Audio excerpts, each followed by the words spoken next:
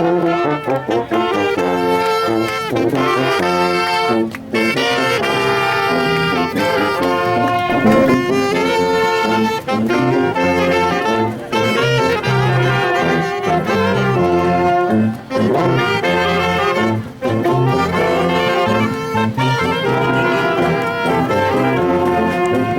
Kristus terangkat ke surga, dan para murid menyaksikan persis di bawah atap langit. Hari ini pembacaan firman Tuhan bagi kita terambil dari Efesus pasal yang pertama ayat yang ke-15 sampai ke-23. Efesus pasal yang pertama ayat 15 sampai ke-23. Saya akan bacakan bagi kita sekalian. Karena itu setelah aku mendengar tentang imanmu dalam Tuhan Yesus dan tentang kasihmu terhadap semua orang kudus, aku pun tidak berhenti mengucap syukur karena kamu. Dan aku selalu mengingat kamu dalam doaku, dan meminta kepada Allah Tuhan kita Yesus Kristus, yaitu Bapa yang mulia itu, supaya Ia memberikan kepadamu roh hikmat dan wahyu untuk mengenal Dia dengan benar, dan supaya Ia menjadikan mata hatimu terang, agar kamu mengerti pengharapan apakah yang terkandung dalam panggilannya, betapa kayanya kemuliaan bagian yang ditentukannya bagi orang-orang kudus, dan betapa hebat kuasanya bagi kita yang percaya, sesuai dengan kekuatan kuasanya, yang dikerjakannya dalam Kristus, dengan membangkitkan Dia dari antara orang mati dan mendudukkan Dia di sebelah kanannya di sorga, jauh lebih tinggi daripada segala pemerintah dan penguasa dan kekuasaan dan kerajaan dan tiap-tiap nama yang dapat disebut, bukan hanya di dunia ini saja, melainkan juga di dunia yang akan datang. Dan segala sesuatu telah diletakkannya di bawah kaki Kristus, dan Dia telah diberikannya kepada jemaat sebagai kepala dari segala yang ada. Jemaat yang adalah tubuhnya, yaitu kepenuhan Dia yang memenuhi semua dan segala sesuatu. Sampai sedemikian jauh pembacaan firman Tuhan. Berbahagialah kita yang baca firman Tuhan dan mau melakukannya dalam hidup kita hari demi hari. Saudara-saudara yang dikasihi oleh Tuhan, seorang sejarawan dan filsuf Inggris bernama John Dalbert Acton pernah mengungkapkan pernyataan yang terkenal, bahkan terus dibahas sampai sekarang. Power tends to corrupt. Absolutely power corrupts absolutely. Kekuasaan cenderung korupsi. Semakin besar kekuasaan, maka semakin besarlah disalahgunakan.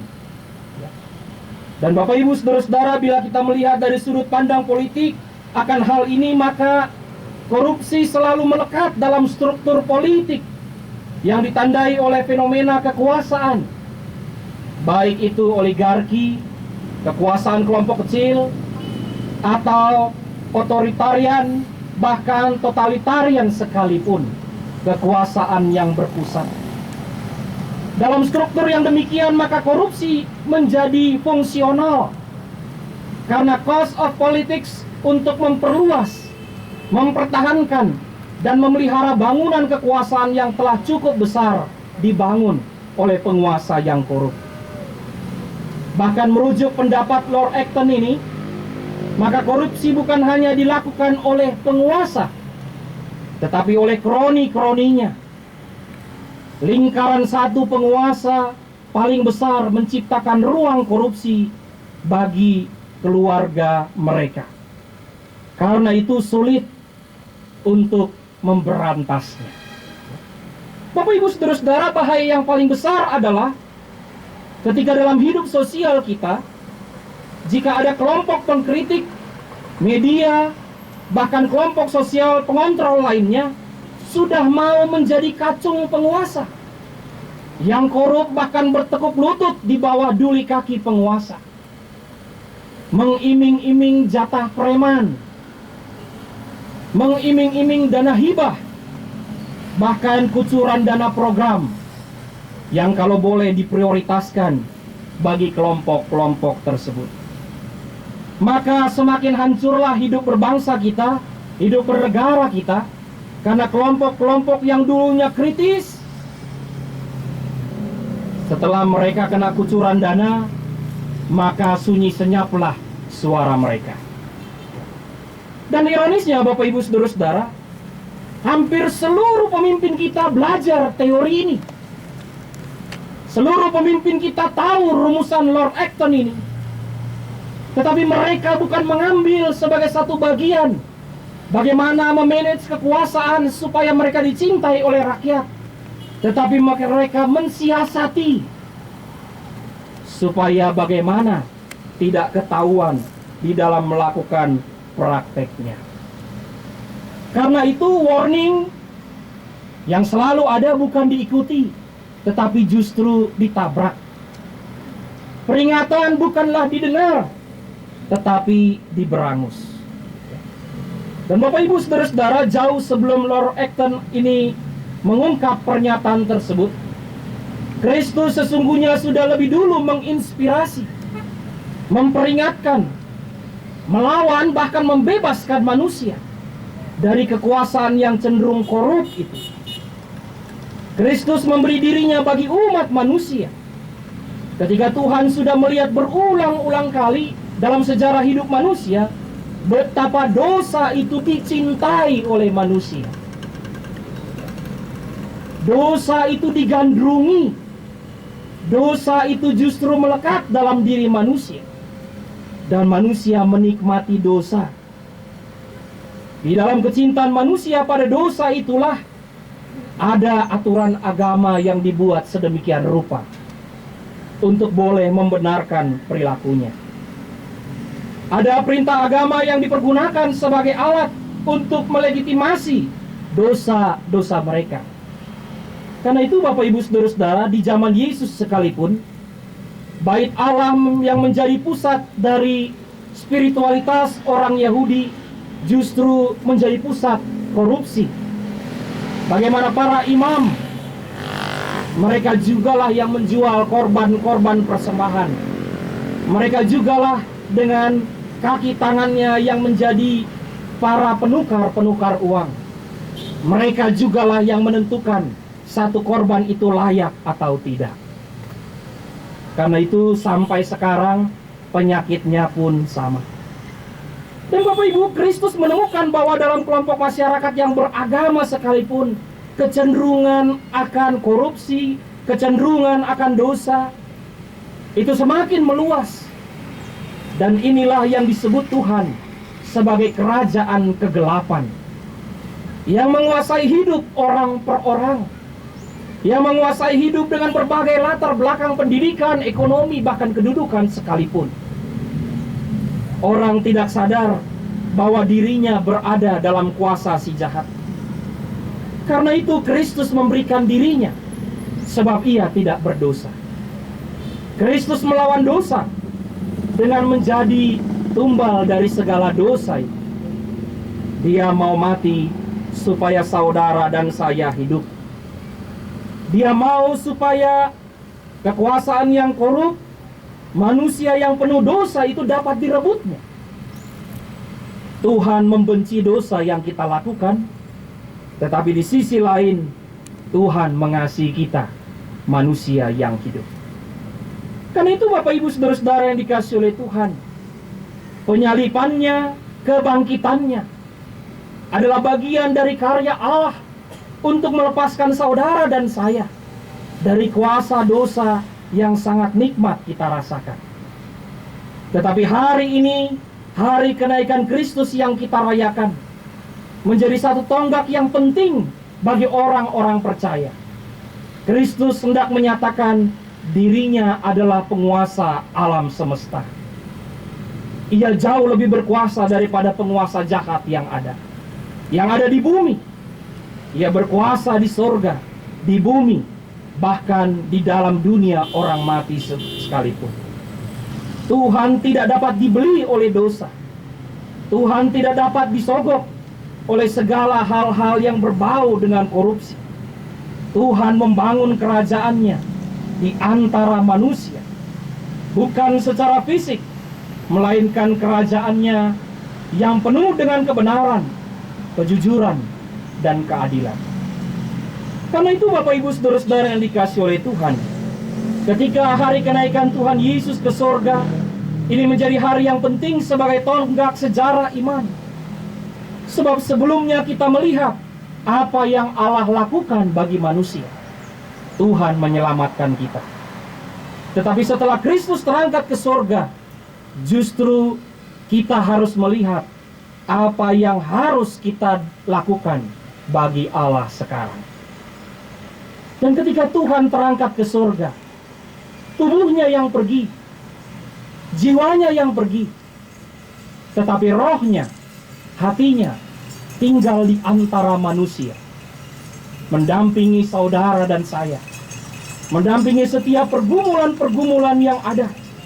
Karena itu Bapak Ibu Saudara-saudara, Rasul Paulus memuji jemaat Tuhan di Efesus. Mereka yang sungguh-sungguh mempercayai akan karunia Allah yang telah dinyatakan atas hidup mereka. Mereka menjadikan Kristus sebagai kepala atas persekutuan umat percaya. Orang-orang Efesus, mereka menunjukkan iman percaya mereka. Mereka tidak merasa takut ditinggalkan Tuhan, sebab mereka sudah menemukan bahwa kasih Allah tetap tinggal di dalam kehidupan mereka sebagai pribadi. Karena itulah Bapak Ibu Saudara-saudara yang dikasihi oleh Tuhan, melalui peristiwa kenaikan Tuhan Yesus ke surga ini, maka ada 3 hal yang terungkap kepada kita. Bagian yang pertama adalah orang percaya itu terpanggil untuk tetap mempertahankan imannya sekalipun Kristus telah terangkat ke surga, karena Ia terus mengasihi kita. Jangan tinggalkan Tuhanmu, jangan gadaikan Tuhanmu dengan apapun juga yang ditawarkan dunia ini. Jangan biarkan dirimu terhisap, dirimu terpedaya, dirimu dibayar sehingga meninggalkan Tuhan, karena Tuhan tidak pernah meninggalkanmu. Hal yang kedua, saudara-saudara, milikilah iman. Iman yang sungguh-sungguh percaya bahwa Tuhan yang pergi itu adalah Tuhan yang akan datang kembali. Tuhan yang mau mempersiapkan kehidupan orang-orang percaya, supaya hidup kita ini tidak puas begitu saja karena kita berjumpa dengan Tuhan secara lahiriah. Tetapi Tuhan mengizinkan dinamika kehidupan terjadi dalam hidup orang-orang percaya, supaya kita ini terdidik, kita ini terlatih untuk melawan dosa, untuk melawan kuasa kejahatan. Dan bagian yang ketiga, kita membuktikan kuasa Tuhan itu terus nyata dan berlaku atas kehidupan kita. Karena itu Bapak Ibu Saudara-saudara yang dikasihi oleh Tuhan, ketika hari ini kita tetap berdiri, kita tetap berada di tempat ini untuk mengadakan ibadah persekutuan jemaat Tuhan GKI Yasmin dan HKBP Philadelphia, maka saya mau ungkapkan 3 alasan dari refleksi renungan firman Tuhan bagi kita pada saat ini. Yang pertama, GKI Yasmin dan HKBP Philadelphia adalah bagian dari Gereja Kristus di Indonesia yang mengkritik pemerintah yang korup, penguasa yang hidup dalam balutan kekuasaan yang korup. Kehadiran kita adalah pengontrol kekuasaan yang telah dikuasai oleh keinginan-keinginan jahat atas rakyatnya sendiri, yang sudah menyimpang jauh dari tujuan Undang-Undang Dasar 1945, membentuk suatu pemerintahan negara Indonesia yang melindungi segenap bangsa Indonesia dan seluruh tumpah darah Indonesia. Kita adalah bagian yang mengkritik penguasa yang korup, bukan pribadi. Sebab penguasa-penguasa yang demikian bukan saja ada di daerah kita tinggal, tetapi dari pusat sampai ke daerah.